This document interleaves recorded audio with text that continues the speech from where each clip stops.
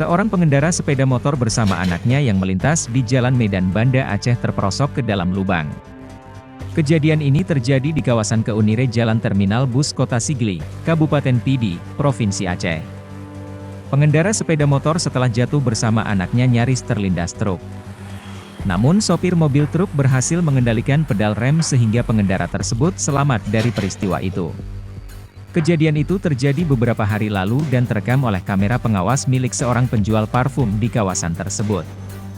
Namun hingga saat ini tidak diketahui identitas korban kecelakaan tunggal tersebut. Berdasarkan video yang terekam CCTV, pengendara bersama anak balita itu melaju dari arah Simpang Kocin menuju arah Banda Aceh. Sebelum kejadian arus lalu lintas terpantau normal namun secara tiba-tiba pengendara itu terperosok ke dalam lubang hingga jatuh tersungkur di jalan. Kemudian pengendara itu langsung sigap mengevakuasi anaknya menghindar dari kendaraan yang melintas di kawasan itu. Menurut warga yang berada di lokasi kejadian, Muhammad Isa, mengatakan, kejadian itu terjadi pada Selasa 23 November 2021. Sementara pengendara itu mengalami luka ringan di bagian tangan, sedangkan anaknya mengalami luka di bagian muka hingga terpaksa dilarikan ke rumah sakit terdekat.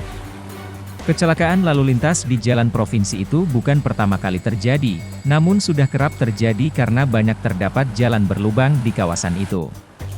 Yang lebih parah saat musim hujan jalan yang bergenang air menyebabkan lubang jalan tertutup, sehingga banyak pengendara yang jatuh setelah terperosok dan mengintai korban. Pemerintah diminta jangan menutup mata atas kecelakaan yang kerap terjadi di Pidi. Diharapkan bagi pihak terkait untuk segera memperbaiki jalan yang rusak tersebut sebelum terjadi kecelakaan lainnya.